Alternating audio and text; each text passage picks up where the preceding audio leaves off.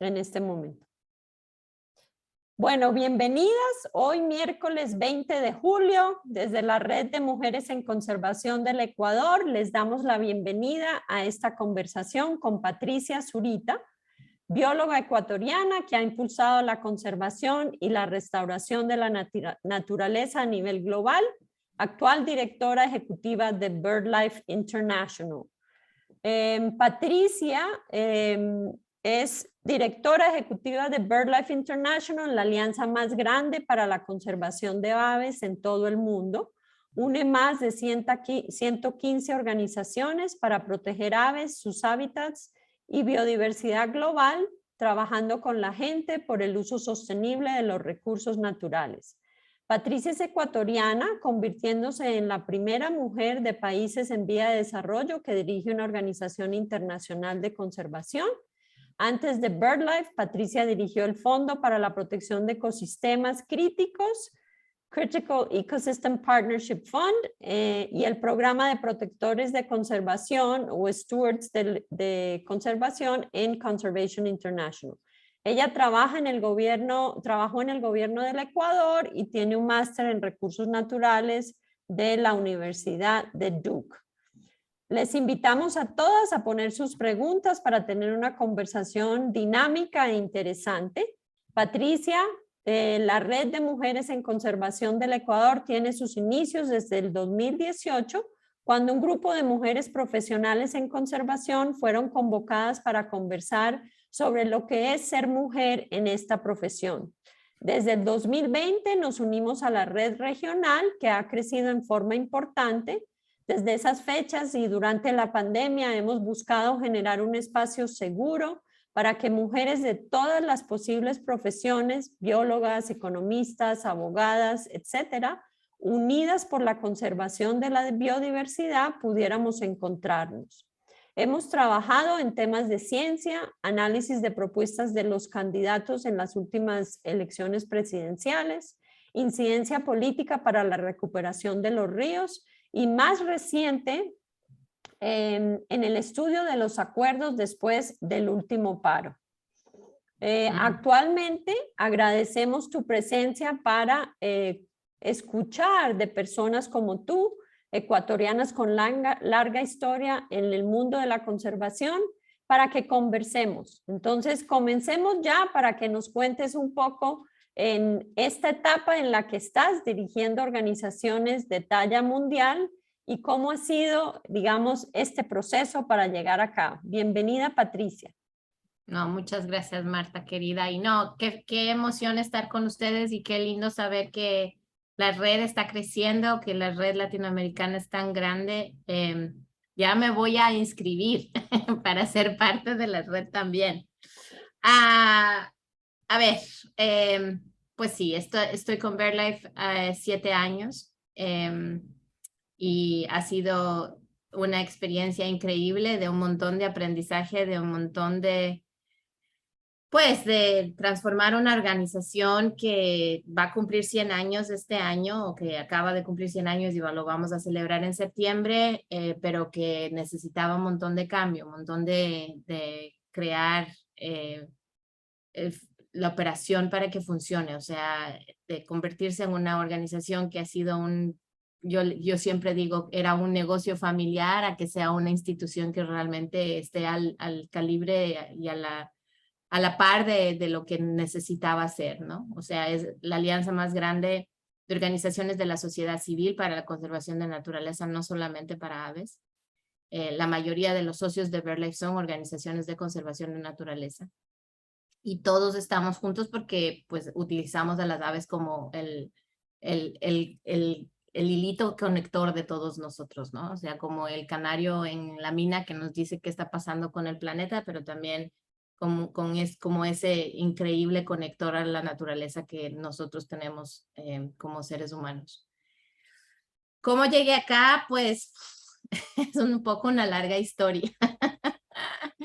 Y ha sido pues ir construyendo un montón de experiencias a lo largo de los años y también ir aprovechando y apalancando un montón de conexiones y un montón de ayuda de un montón de gente linda que ha estado alrededor mía. pues yo empecé a estudiar ciencias ambientales por casualidad. Yo era estudiante de diseño gráfico de la Universidad de San Francisco porque no sabía qué era lo que quería hacer con mi vida. Cuando salí del colegio estaba totalmente perdida y empecé a estudiar diseño gráfico en parte porque quería estudiar arquitectura porque mi papá era ingeniero civil y pues yo pensaba, sí, ya estoy lista, trabajo con él y tenía la vida arreglada un poco. Pero empecé a estudiar en diseño gráfico en la San Francisco y pues no me encantaba y estaba muy frustrada. Y un amigo en la universidad me dijo, bueno, como la San Francisco tú tienes que tomar créditos de todas las escuelas del primer año, me dijo, ven haz este seminario de aves de los Andes que te va a servir para tus créditos de ecología. Y fue así como comenzó. O sea, tuve la inmensísima suerte de tener a Juan Carlos Mateos como profesor de ese seminario, que si ustedes no le conocieron, era uno de los mejores ornitólogos del país. Sabía aves como nadie. Yo diría que hasta ahí, nariz a nariz con Juan Manuel. Y pues tuve, como dije, la suerte inmensa de estar con él. Nos fuimos a Mindo como parte de ese seminario y tuve igual la fortuna de ver Electa, el gallito de la peña, que para mí fue cambiarme la vida. O sea, ver esos increíbles aves en la mitad del bosque nublado, haciendo el display para las hembras fue mágico. Y saber que esa parte de Mindo en esa época estaba amenazada porque estaban construyendo la carretera a los bancos, pues fue como una súper coincidencia que me llevó de estar totalmente perdida a tener un norte. Y entonces terminé estudiando ciencias ambientales en la San Francisco, que fue una experiencia súper linda. Trabajé en Amazonía, básicamente. Varios de mis compañeros en esa época trabajaron en Galápagos, pero a mí el bosque siempre me llamaba. Entonces trabajé en la Amazonía, hice mi proyecto final de la universidad en la frontera en el Cuyabeno, en la frontera entre Ecuador y Perú, en el Lagarto, persiguiendo una población de 17 delfines rosados, con un estudiante de PhD en esa época que estaba haciendo su tesis. Y pues, o sea, un montón de hermosas experiencias durante el tiempo en la universidad. Y ahí tuve la oportunidad de trabajar con el gobierno ecuatoriano, que a ratos yo sí digo, fue como mi servicio militar a ratos, pero fue también una súper experiencia de entender lo difícil que es trabajar con el gobierno, de lo difícil que es estar dentro del gobierno y lo difícil que era en esa época. O sea, todavía no existía el Ministerio del Ambiente, el Ministerio del Ambiente se creó cuando yo estaba ahí. Yo trabajaba con el Servicio de Parques, o en esa época se llamaba el INEFAN, y estaba trabajando específicamente en las áreas protegidas de la Amazonía que tenían producción petrolera, entonces Limoncocha, Cuyabeno, Yasuní, y también las áreas en el sur que estaban afectadas por infraestructura, Sangay, Yanganates, que se acababa de crear. Y tuve la oportunidad gigantesca de trabajar de la mano de la gente de Ecociencia que nos ayudó a crear Cayapas Mataje. Entonces, un montón de áreas en las que se veía el conflicto, ¿no? de desarrollo y de la necesidad de desarrollo económico del país y de las comunidades locales versus la conservación de áreas que son increíblemente frágiles y únicas en el mundo. Entonces trabajé con INEFAN y con el ministerio 3 años, y un poco, a pesar, o sea, fue una experiencia súper interesante, difícil, pero también como tratando de encontrar soluciones, ¿no? O sea, en esa época la gente del ministerio no se sentaba a la mesa con los petroleros. Los petroleros iban a estar ahí por 15, 20 años más, y no los nuevos bloques, sino los bloques que ya estaban entregados. Y un poco tratar de trabajar con ellos para conseguir fondos de ellos para poder pagar capacidad en los parques. O sea, yo me acuerdo cuando yo empecé con el INEFAN y Yasuní, que es un área protegida de 1 millón de hectáreas, tenía 3 guardaparques. Tenían 2 camionetas y no tenían fondos para la gasolina. Tenían un bote y no tenían motor fuera de borda. Entonces, trabajé montones con los petroleros para conseguir fondos de ellos para las áreas protegidas. Y al final, cuando yo me fui, el Yasuní tenía 24 guardaparques, 3 camionetas que estaban funcionando y tenían gasolina, 3 botes con motores de fuera de borda. Y sí, financiados por las petroleras, pero al final necesitábamos esa capacidad para poder manejar las áreas protegidas. Entonces fue súper interesante porque había muchísima oposición de varias de los grupos ambientales en esa época. Acción Ecológica, por ejemplo, estaba totalmente en contra de lo que yo estaba haciendo. Un montón de en esa época, gracias a Dios, no había social media, porque si no hubiera sido un desmadre. Pero sí, o sea, habían cartas que llegaban diciendo que yo estaba vendiendo las áreas protegidas a los petroleros y que los fondos que estábamos consiguiendo para el manejo de las áreas protegidas no eran legítimos y no era válido, y que lo que estábamos haciendo era simplemente negociando con las petroleras para darles más espacio. Pero en realidad esas áreas protegidas no tenían financiamiento. Entonces, ¿qué haces tú cuando estás en un área protegida tan increíble como Yasuní o Cuyabeno? Sí, pones límites en función de qué es lo que no se puede dar más en términos de nuevos bloques, pero en lo que ya existe, tratas de manejar lo mejor que se pueda. Entonces, esa siempre fue un poco mi filosofía, de entender cuáles eran las opciones y las soluciones para la conservación desde el lado más financiero y económico, ¿no? Y después de 3 años, pues dije, no, o sea, si es que la naturaleza no es económicamente viable, no lo vamos a lograr, porque aquí podemos nosotros amarrarnos a los árboles, pero necesitamos que el resto del mundo lo entienda. Y entonces tuve igual la suerte grandísima de tener una beca del gobierno japonés y del Banco Mundial para estudiar manejo de recursos ambientales, pero con un dual degree de economía de recursos. Y lo que me interesaba era básicamente hacer mapeo de sistemas de servicios ecosistémicos. En esa época, cuando yo estaba en el INEFAN, se estaba empezando a trabajar el fondo de agua de Antisana, con la Pauli Arroyo, la gente del TNC y también la gente de la Fundación Antisana. Y entonces fue un esquema súper chévere en el que tuve el chance de participar y entender un poco cómo se hacía el proceso de costear servicios ecosistémicos. Entonces, hice una maestría en la que me enfoqué un montón en temas de economía, aprendí horrores de servicios ecosistémicos, hice mi tesis con un área protegida en Indonesia, con parte de un proyecto del Banco Mundial, en el que mi advisor estaba haciendo todo el mapeo de los servicios ecosistémicos para la producción de arroz en Flores, y yo estaba haciendo todo el análisis de cómo cortar el bosque y quitarle el estado de área protegida Rutén, que es un parque nacional, y que se iba a crear concesiones madereras, cómo eso iba a afectar a las mujeres, porque los cursos de agua iban a cambiar, el acceso al agua de la gente iba a cambiar y las mujeres eran las que iban a sufrir más. Entonces hice todo un análisis económico del costo de que el bosque desapareciera para las mujeres y para las familias. Y esa fue mi tesis de grado. Y fue una súper chévere experiencia. O sea, me acuerdo modelar y trabajar en modelos estadísticos horas de horas de horas y días de días de días para poder sacar el bendito modelo. Pero al final fue un proyecto súper chévere que ayudó montones para que el gobierno de Indonesia protegiera Ruteng. Y el parque está ahí y está todavía protegido.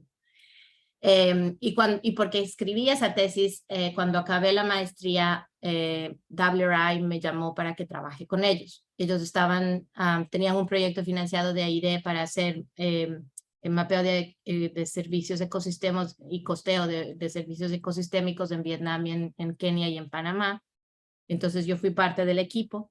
Pero cuando estaba trabajando con ellos me pidieron también que ayude en otro proyecto que era más relacionado a agricultura en Estados Unidos.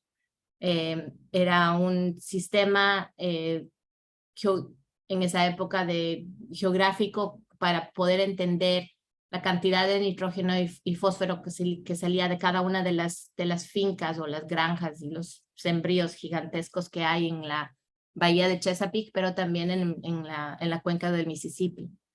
Y poder hacer un sistema de mercado de créditos de fósforo y de nitrógeno con las empresas que hacen el tratamiento de agua. Y fue increíble porque aprendí horrores sobre el sistema agrícola de los Estados Unidos, lo difícil que es negociar el Farm Bill, que es la política agraria y de incentivos y de subsidios agrícolas de los Estados Unidos, el rol del Congreso, el rol de la gente que hace lobby en el Congreso. Y bueno, o sea, aunque fue, o sea, súper interesante, aprendí montones, pero yo extrañaba mucho hacer conservación de naturaleza, extrañaba estar en el bosque. Y después de 3 años de estar con WRI, CI me llamó para que trabaje con ellos. CI estaba en ese momento, acababan de recibir la donación grande de la Fundación Moore, eran $230 millones, tenían un programa grande en los Andes y necesitaban ayuda. Y yo empecé a trabajar como parte del equipo de los Andes en temas de política y economía. Y ahí fue cuando empezamos a diseñar el Conservation Stewards, que fue básicamente un piloto que hicimos con los Chachi en el Chocó, pero también un proyecto en la Guyana, no la Guyana francesa, sino la otra Guyana, y en Fiji, tratando de entender cuál era el costo para las comunidades locales de hacer conservación. Y entonces empezamos con eso y hubo la oportunidad gigantesca y me dieron la oportunidad gigantesca de conseguir fondos de un donante para crear un programa. Entonces pasé de trabajar en el equipo de los Andes en CI a crear mi propio programa y eso fue Conservation Stewards, que fue para mí la época más linda de mi vida profesional porque pude estar con comunidades locales en 17 países, entender la dinámica de lo difícil que es para ellos proteger naturaleza cuando no tienen otros medios económicos y crear sistemas de incentivos que le permite a la gente hacer conservación y escoger hacer conservación. Y así fue como en esos 5 años nació el sociobosque. Yo escribí la propuesta de sociobosque para el gobierno del Ecuador y con el Lucho y el Fred de Koning pudimos empujarla y al mismo tiempo estaba moviendo todo un esquema de incentivos en la China, en la provincia de Sichuan y también en Qinghai, con comunidades tibetanas principalmente, pero cambiando un incentivo que ellos crearon cuando hubo las inundaciones gigantescas del Río Amarillo, que básicamente eran incentivos para poder plantar árboles. Nosotros dijimos, utilicemos ese mismo incentivo, pero para proteger los árboles que ya están ahí. Y se creó un programa súper lindo que todavía existe y que así como el sociobosque ayudó a proteger montones de hectáreas de bosque en el suroeste de la China. Y bueno, aprendí a trabajar en el África, trabajé montones en Sudáfrica, trabajé en Madagascar, trabajé en Namibia, y empecé a trabajar en el Pacífico, más en el Asia, tenía proyectos en Camboya, tenía proyectos en Vietnam, y chévere, en la India. Y fueron 5 años mágicos, o sea, de que aprendí horrores, hicimos un montón de cosas hermosas. Y a los 5 años me dijeron, ven hazte cargo del CEPF. Y ahí, pues, hubo mucho un momento en el que yo dije, Dios mío, ¿cómo voy a dejar a mi bebé? Pero también un momento en el que dije, si es que yo no lo dejo ahora, ¿cómo nos aseguramos de que sí sobrevive, no? Y fue difícil y doloroso, pero también una oportunidad grande de convertirme en donante, ¿no? Y emprender a hacer lo que es donante. CEPF es un fondo de $150 millones, de 7 donantes gigantescos públicos que están movilizando entre 30 y 35 millones de dólares al año, dando grants que no son chiquitas comparado con lo que se maneja ahora, aún más todavía. Tenía 200 grantees al mismo tiempo, muchas organizaciones de BirdLife grantees de CEPF. Entonces era un mundo completamente diferente, súper interesante. Pero también que vino una época que para mí era buena, porque justo cuando yo empecé con CEPF me quedé encinta y para las que no saben, tengo gemelas que casi ya tienen 12 años ahora. Y bueno, la vida de donante es vida más fácil. No hubiera podido mantener mi vida de locura del Stewards Program con hijas gemelas, ¿no?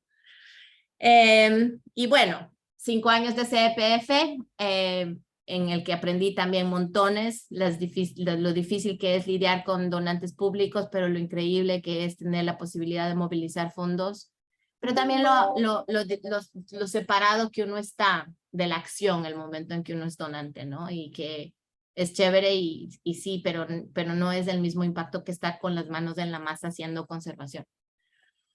Entonces, en el 2014, la gente de BirdLife vino a verme porque Marco Lambertini, su Chief Executive, se fue a la WWF y querían que yo aplique. Y yo pues, decía, no, ustedes son demasiado grandes para mí, yo soy chiquita, ustedes necesitan a alguien con un montón más de experiencia. Y poco a poco, o sea, fui aprendiendo un poco más de la oportunidad y pues sí, o sea, se convirtió en algo súper interesante ser la primera mujer de un país en desarrollo manejando una organización de conservación internacional, no pasa todos los días. Era una opción súper atractiva y BirdLife como una organización es una organización que tiene dos cosas que para mí son únicas y súper importantes y que el resto del movimiento de conservación necesita. Número uno, tiene una capacidad científica gigantesca. Nosotros publicamos y somos los más citados en la Gran Bretaña, pero además somos los número 24 citados en el mundo en temas de conservación y ambiente. Y eso es comparándonos con las universidades mundiales y con los centros de investigación. O sea, la ciencia de BirdLife es first class. Y la segunda cosa era el modelo de las organizaciones. O sea, BirdLife no es como TNC o como SI o como la WWF que crea programas en los países y que básicamente esa es su red. No, BirdLife busca las organizaciones locales. En el Ecuador, Aves y Conservación, en Colombia, Calidris, en el Perú, ECOAN. O sea, son organizaciones locales que son realmente nacionales y que lo que nosotros hacemos es invertir para asegurarnos de que son lo más fuerte posible y que están conectadas con que estamos haciendo conservación juntas. Entonces, esos dos elementos fueron súper atractivos. Y además la oportunidad de venir a trabajar a Europa. Yo quería que mis hijas tuvieran la oportunidad de aprender lo que significa estar en Europa. Y pues sí, 7 años y aquí seguimos. Y ha sido lindo y muy difícil, más difícil de lo que yo pensé que iba a ser. Sobre todo porque BirdLife ha tenido 100 años de historia en los que no se han invertido en operaciones, entonces me tocó venir a trabajar en las cosas que no son las más divertidas, crear sistemas financieros, a crear sistemas de levantamiento de fondos, a cambiar completamente el sistema de comunicaciones, a tratar de negociar con los socios cómo se levanta fondos en sus países, o sea, yo venía a hacer conservación y aquí me tienen 7 años haciendo operaciones. Pero también, o sea, una experiencia súper rica en términos de entender que sin operaciones y sin invertir en operaciones, pues es poco el impacto que puedes tener. Así que ahora, 7 años después, puedo decir que hemos hecho un montón de cosas chéveres, que estamos a punto de cumplir 100 años y de que, sí, bueno, vamos a ver cuántos años más me quedan. Pero sí, en general, muy afortunada de tener un montón de oportunidades, muy afortunada de haber estado en el sitio correcto, en el momento correcto, pero también orgullosa de haber podido hacer todas las cosas que he hecho, o sea, muy feliz de haber podido contribuir lo que he podido y pues que nos faltan montones porque tenemos que cambiar esta marea que se nos está llevando la naturaleza. Así que eso, así terminé aquí. Larga historia. Buenísimo. Qué bien. La sinopsis. Entonces invito a todas que si quieren hacer alguna pregunta, no duden en levantar la mano y hacer una pregunta. Yo quería profundizar solamente sobre esas dificultades, ¿no? Es decir, me parece fascinante pensar que un BirdLife no tenía bien, ¿no? No tenía esos procesos probablemente que como las organizaciones americanas que viviste, etcétera. Me parece fascinante que ahondemos en esos retos que viviste y has vivido, ¿no? No solamente en BirdLife, sino en otros procesos, ¿no?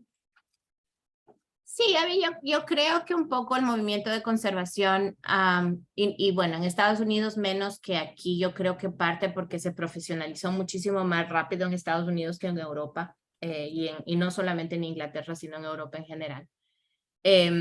Ha sufrido de ser muy light en el tema de operaciones y muy, o sea, muy sólido en temas de ciencia y de tener un equipo científico fuerte. Pero muy light en pensar en, ok, ¿cómo vamos a levantar la plata? ¿Cómo vamos a asegurarnos de que la gente nos conozca? O sea, yo me acuerdo cuando yo llegué a Cambridge y estaba entrevistándome con todos los equipos así, los de comunicaciones que eran cuatro ornitólogos que querían hacer comunicación, o sea, no comunicadores profesionales, le decían, Patricia, BirdLife es el secreto mejor guardado del mundo de la conservación. Y yo decía, right, eso no está bien. No pueden estar orgullosos de eso, es todo lo contrario, ¿no? Y yo creo que en Europa, eso sí fue un clash cultural increíble cuando yo llegué a Europa. El sistema en Estados Unidos, el sistema las organizaciones de la sociedad civil que trabajan en conservación son organizaciones que están, pues, que compiten, ¿no? Se llaman non-profits. En Europa, todas estas organizaciones se llaman charities y viven del voluntariado. Y que el voluntariado no es malo, es bueno, pero para poder avanzar una estrategia, para poder avanzar una agenda, necesitas gente profesional bien pagada, con las mejores cualidades posibles, como para empujar esto, porque estamos lanzándonos contra una batalla que es súper difícil, entonces necesitamos las mejores capacidades posibles.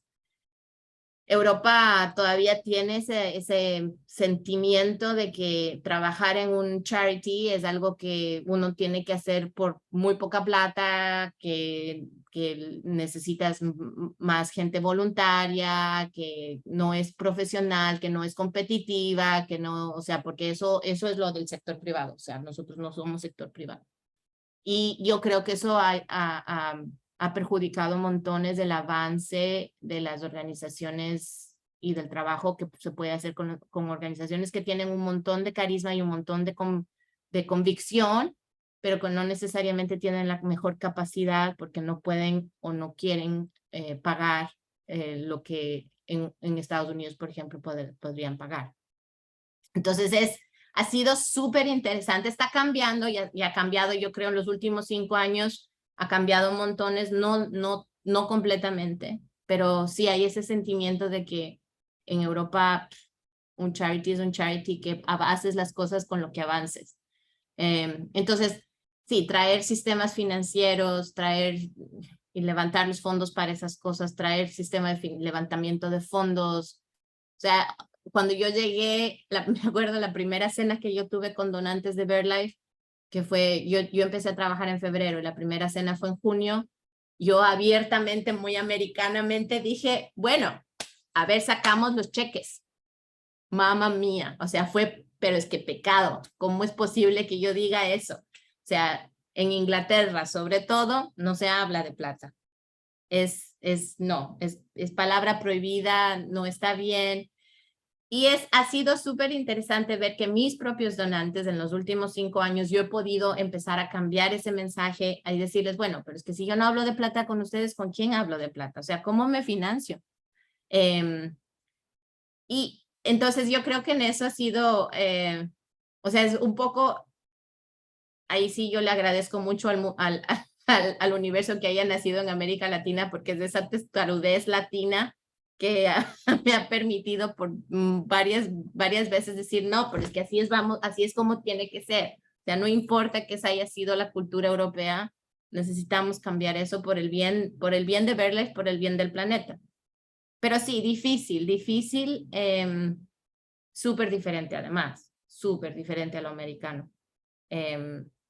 Sí, tener una cena de fundraising aquí recién es como que está pasando. No es algo que pasaba tradicionalmente, digamos. Claro. Aquí hay una excelente pregunta de Tamara. Tamara, ¿la quieres hacer tú? Que abres tu micrófono. Hola, Patti. Qué Hola, bueno estar Sandra. contigo hoy. Sí, yo, bueno, quería preguntarte un poco que nos cuentes alguna anécdota que ilustre cómo tú has afrontado dos cosas que son muy evidentes, ¿no? La una es como el machismo en el liderazgo, ¿no? Y la otra es el estigma de ser mujer latina, ¿no? Entonces, ¿cómo has, no sé, que nos cuentes un poco cómo has ido logrando, cómo has ido superando, ¿no? Esas dos grandes barreras que a veces tenemos las mujeres y más en Europa.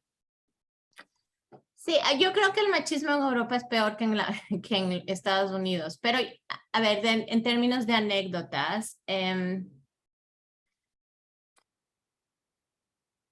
a ver, no sé si es que esto era machismo o el hecho de que yo trabajaba, o sea, de que los líderes de CI, por ejemplo, eran básicamente hombres. O sea, yo siempre estuve trabajando con jefes, con la excepción de un año cuando estaba en CEPF, todos los demás de mis jefes han sido hombres, ¿no?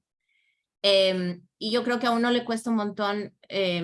Ayer justo hablaba con un estudiante del MPhil de que Cambridge tiene un Master's Program de Conservation Leadership, que es el que hizo la Lucy. Y ayer estaba conversando con una de las estudiantes de ahí y me decía, bueno, pero ¿cómo hablas con hombres?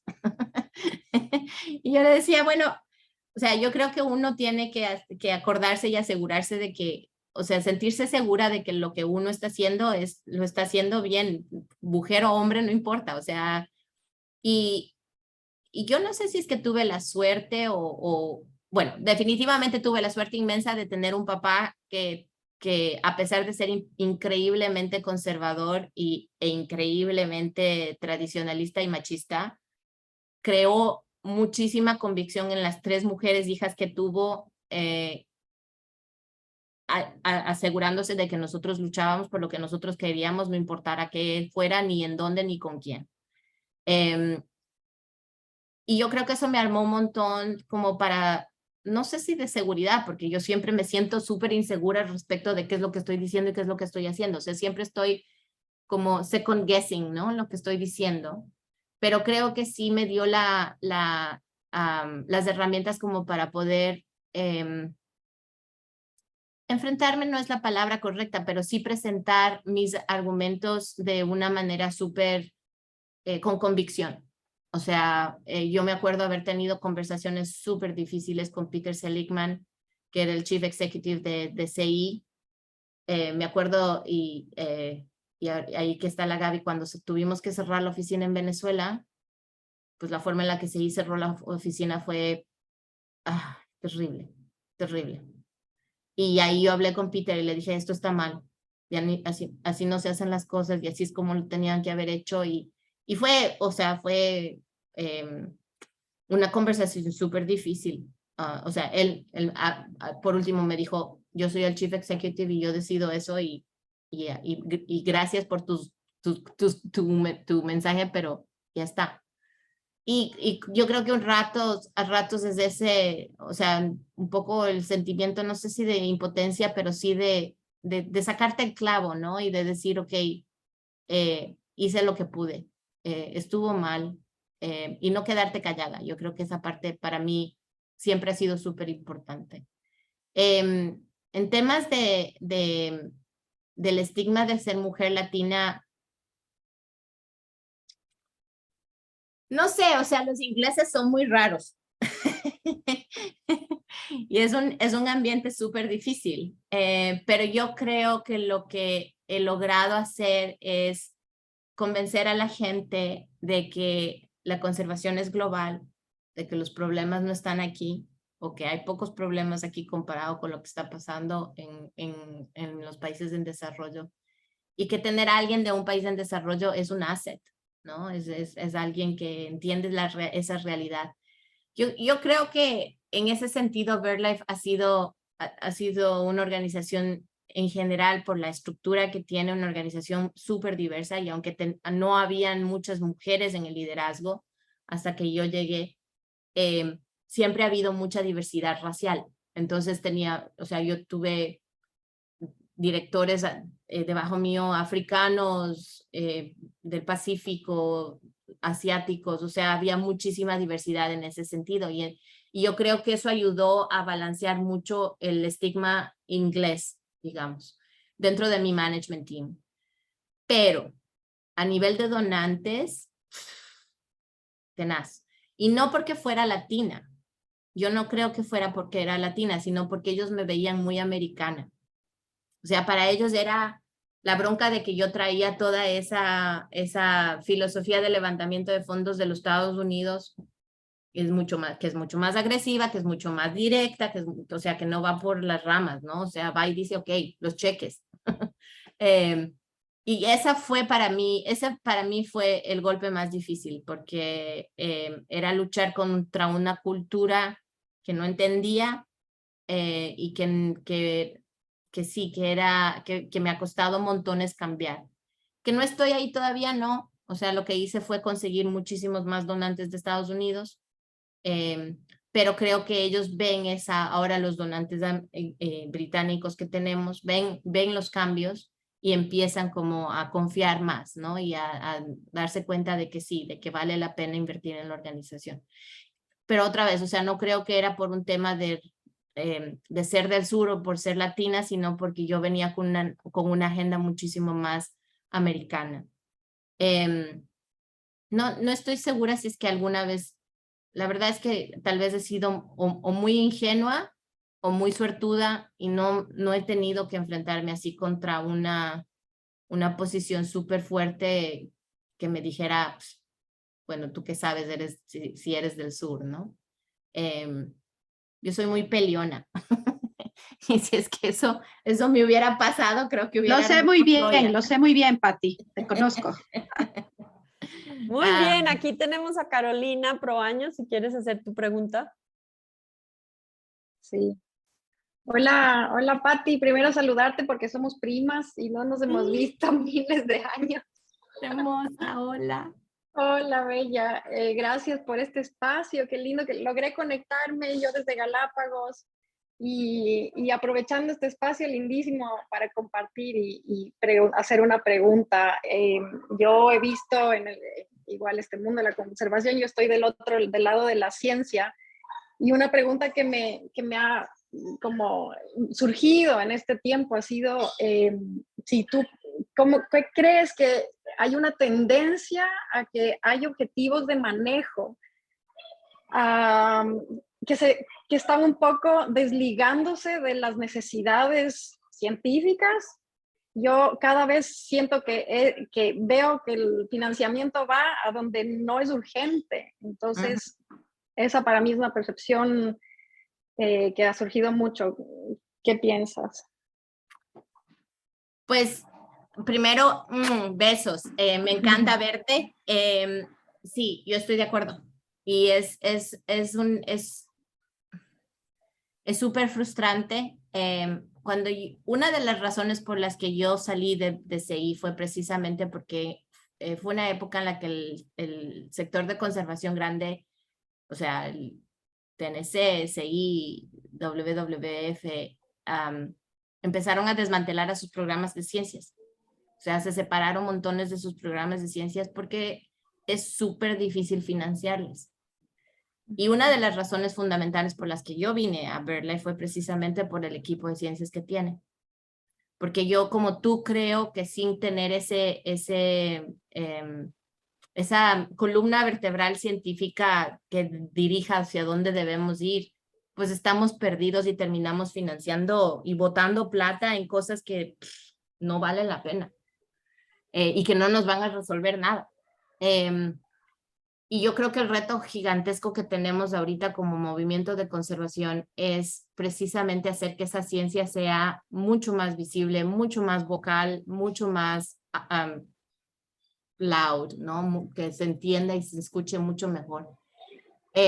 Pero consiguiendo una forma en la que haya fondos suficientes, o sea, que los donantes grandes como Bezos, como Mackenzie Scott, como Gates, que ellos empiecen a financiar la ciencia, que empiecen a financiar la conservación que está ligada a los targets y a las metas que se está poniendo desde la ciencia.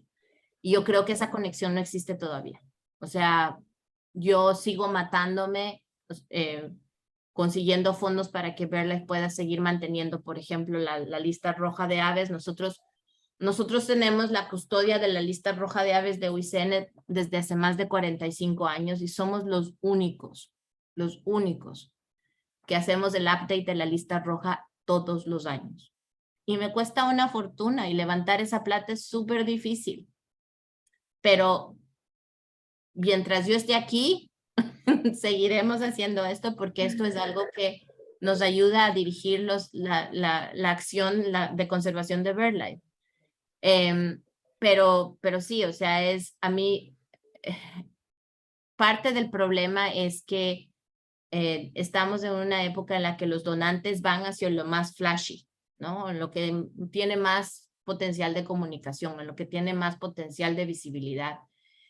Y yo creo que nosotros como movimiento de conservación hemos pecado un poco de no hacer esa ciencia flashy. O sea, si tú te pones a ver qué pasa con el sistema, con la investigación que se hace en medicina o con la investigación que se hace en las farmacéuticas o la investigación que se hace en veterinaria, por ejemplo. O sea, todo eso termina teniendo un montón de fondos porque terminan con esos mensajes súper flashy de que esto va a salvar, o sea, esta es la última cosa que nos va a ayudar a salvarnos del cáncer o lo que sea, ¿no?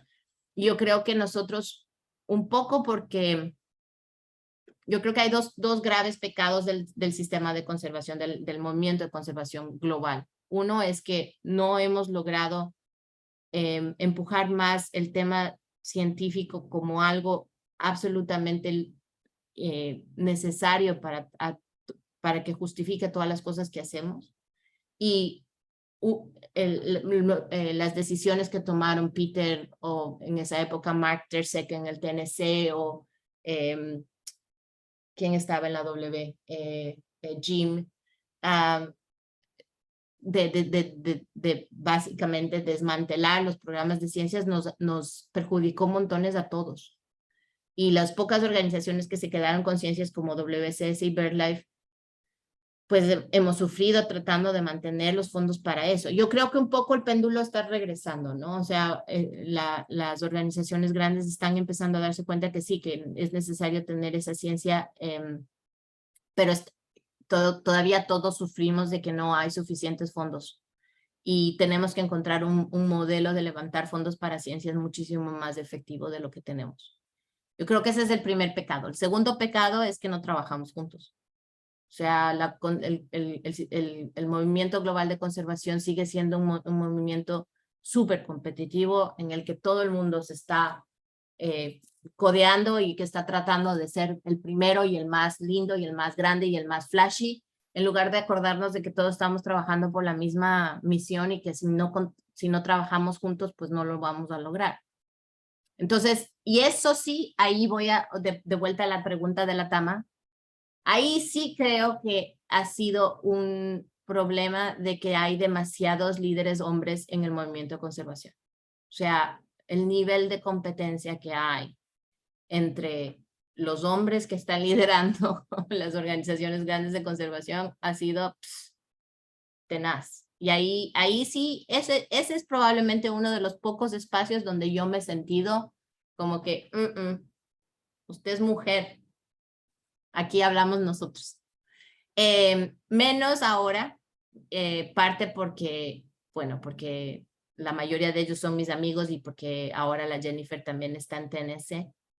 Pero sigue habiendo un poco de eso, o sea, y eso se ha traducido en un montón de competencia, que confunde a los donantes, que confunde la misión, que no nos ayuda realmente a mover las cosas a los niveles que necesitamos mover.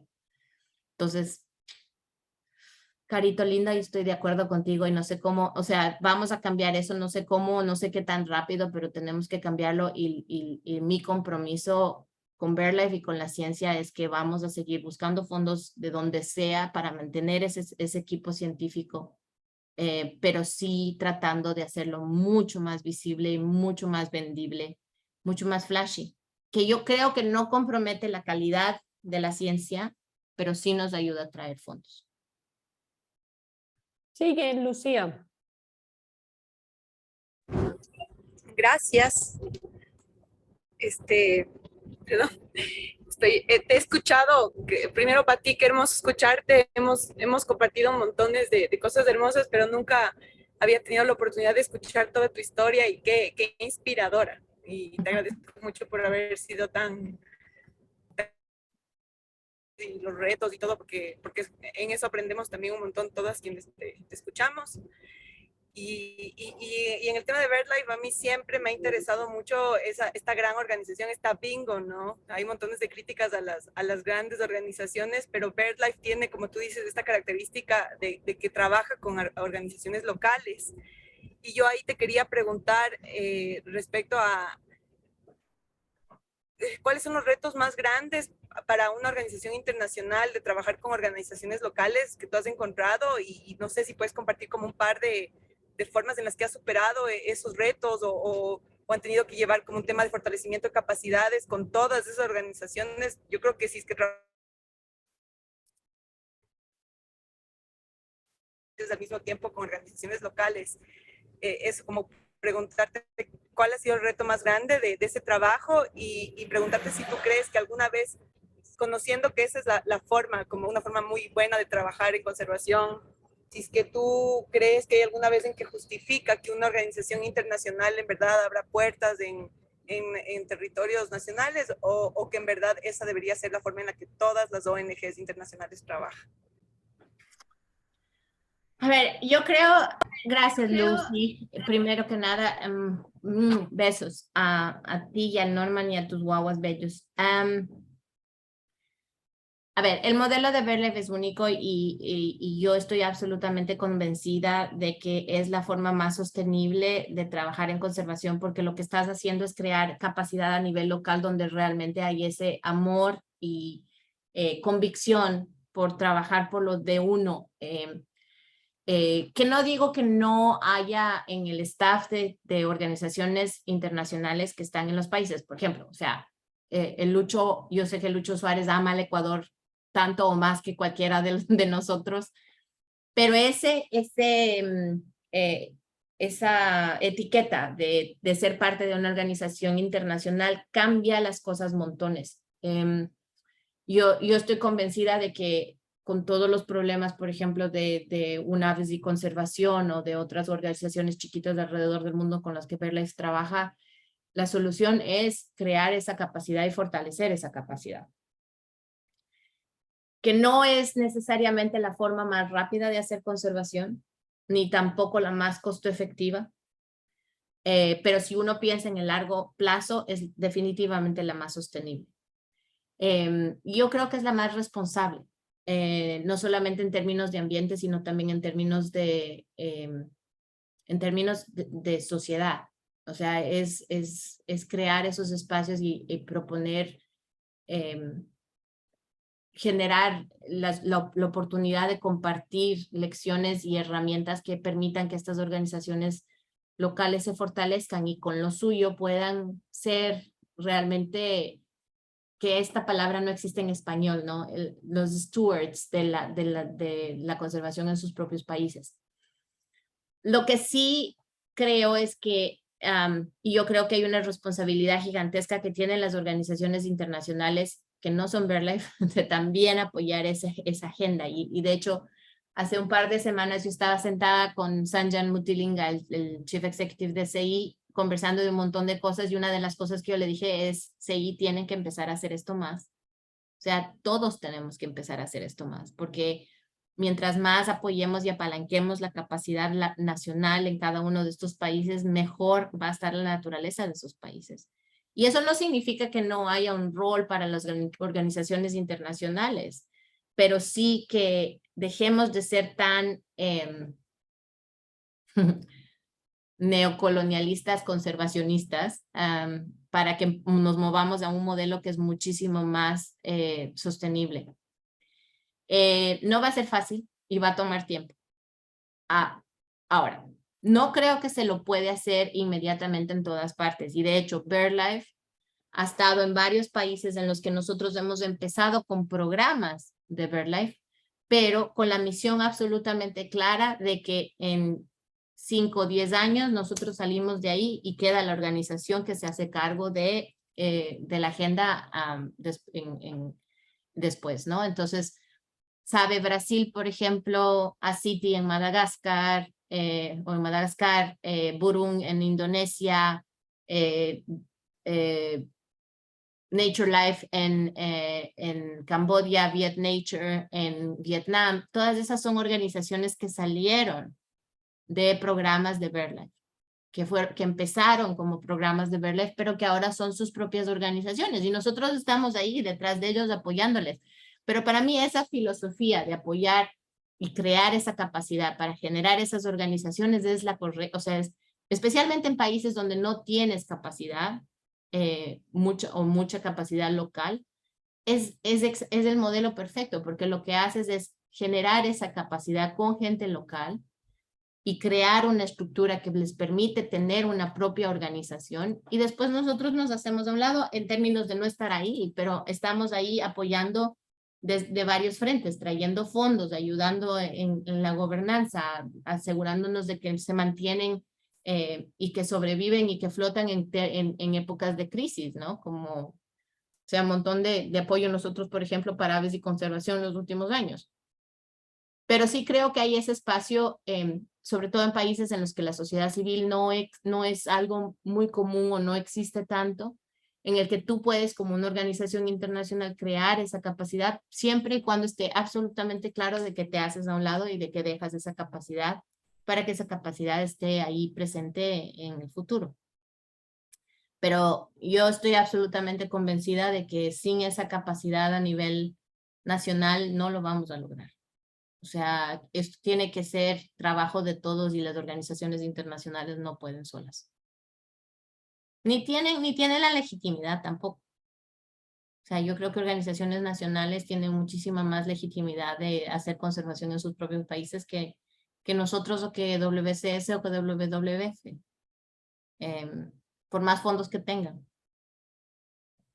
Yo quiero continuar en esa línea, Patti, porque curiosamente Lucía iba a hacer esa pregunta, porque TNC en su momento sí buscaba fortalecer locales y cuando se hizo la evaluación, creo que de los años 2000, la que salió bien parada fue TNC y un poco se cuestionó los otros.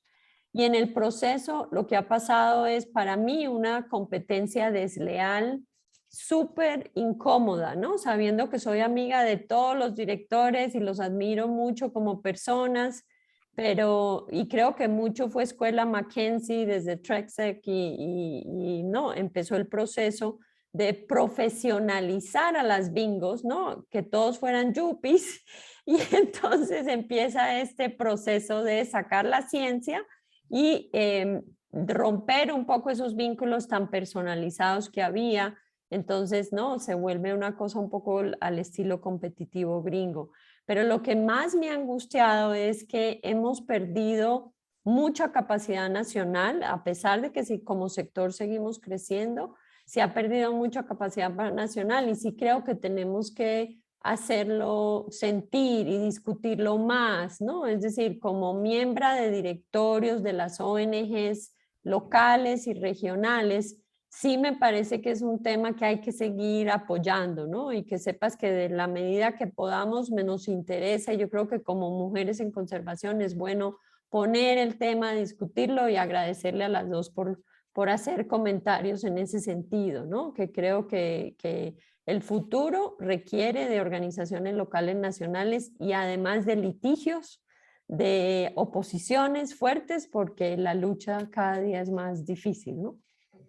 Sí, y yo creo que ahí o sea, lo que tú dices, Marta, es súper cierto. La época de la década de los 2000 para las organizaciones ambientales internacionales fue una época en la que fue una carrera de quién traía más plata a la mesa. Y todo empezó con CI y la Fundación Moore. O sea, desafortunadamente, ahí sí yo tengo que poner un poco la culpa en los donantes, porque no era solamente la competencia y el ánimo de competir de los líderes de CI o de TNC o de WCS o WWF, sino también lo que los donantes estaban buscando. Y yo creo que los donantes o sea, en eso yo sí, mis 5 años con CEPF, traté por todos los medios de educar a mis donantes y educar a mis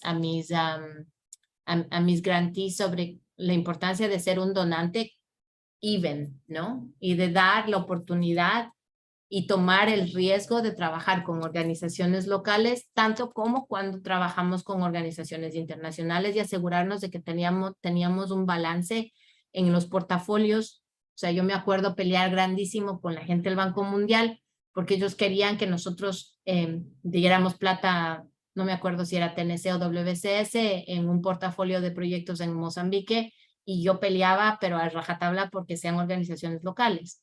O sea, yo creo que ahí, si tú te pones a pensar, la gente que está manejando los fondos a nivel de donantes, hay muy pocos que tienen esa experiencia de haber trabajado en ambos lados. Y yo creo que tenemos una responsabilidad gigantesca de educar al sector de donantes.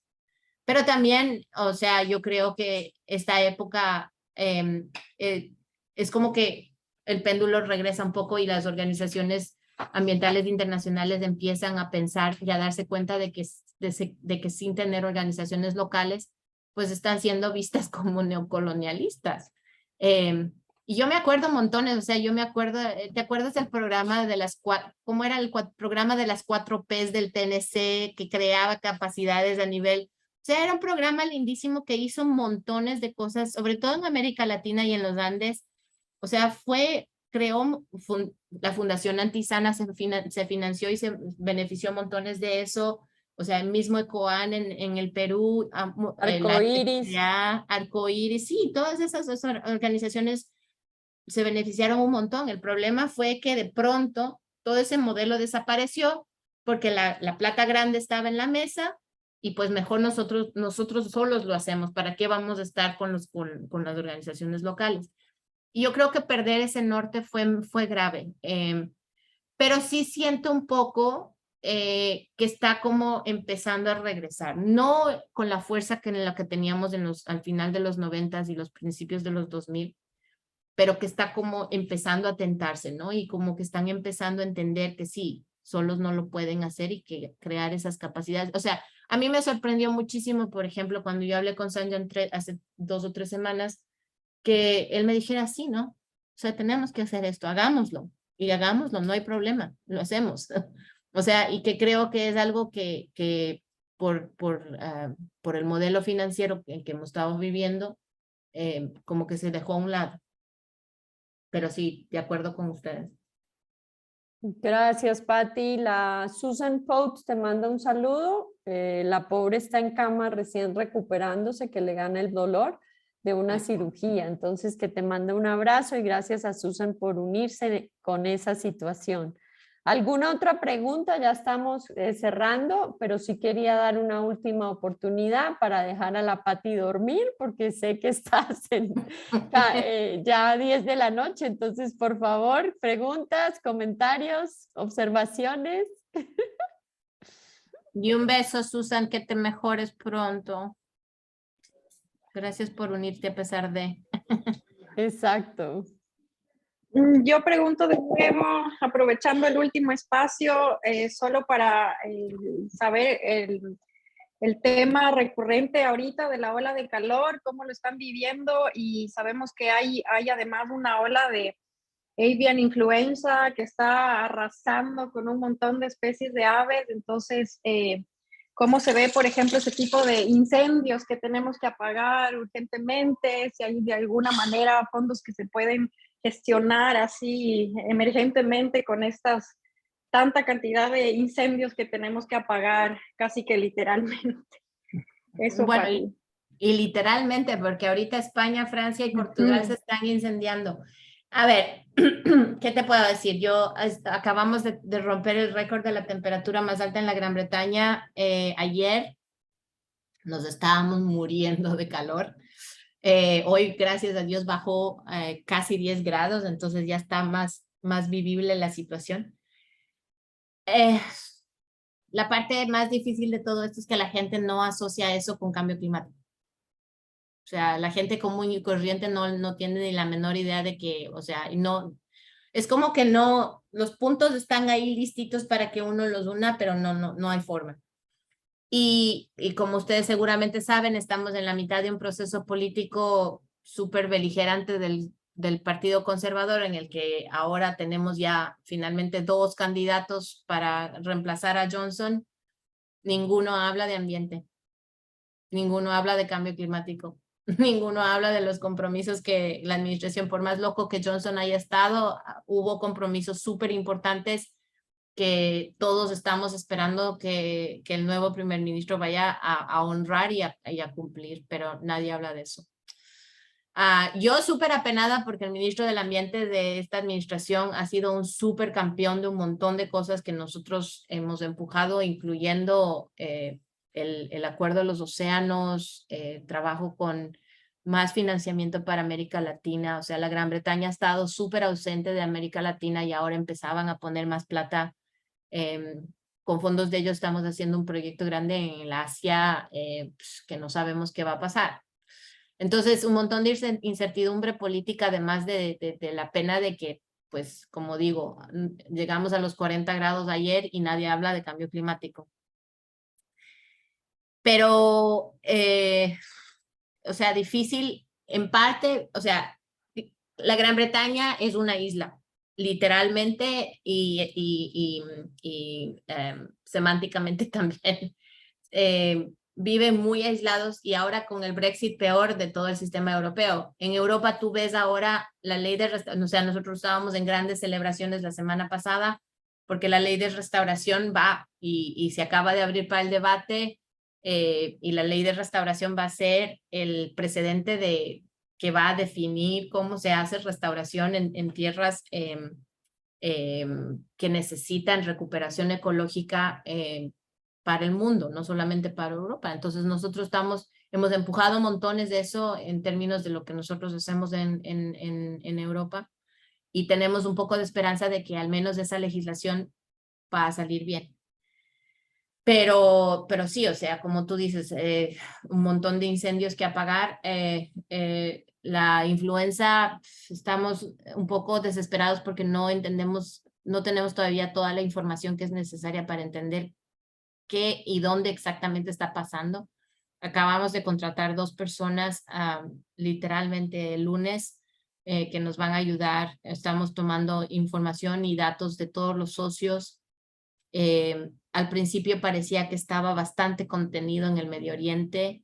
Con la migración la cuestión se convirtió en muchísimo más complicada y ahora tenemos casos en varios países de Europa. Entonces es difícil.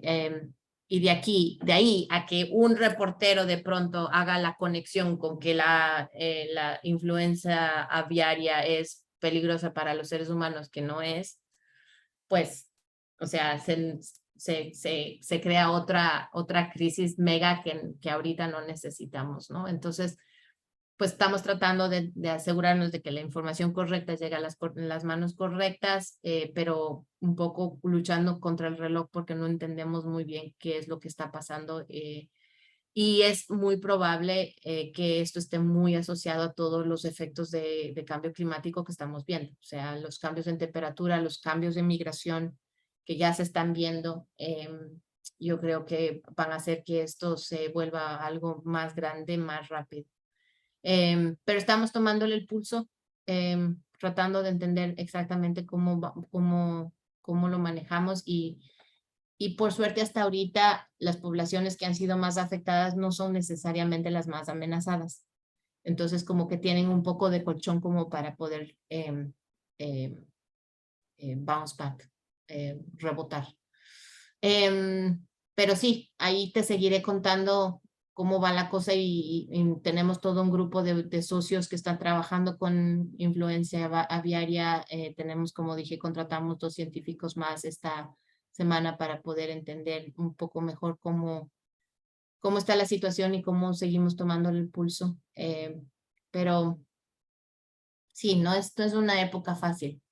Es mucha incertidumbre política en este país, muchos problemas a nivel de que la gente no entienda que todo esto que estamos viviendo realmente es cambio climático en nuestras narices.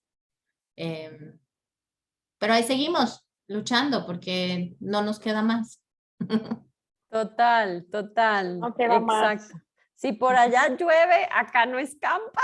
Entonces, pero mil gracias, Patti. Creo que todas Gracias, Pati. se unen a agradecerte, ¿no? A aplaudirte y a seguir deseándote el mejor de los éxitos en este proceso. Y veamos dónde más te encontraremos y por favor, únete a la red.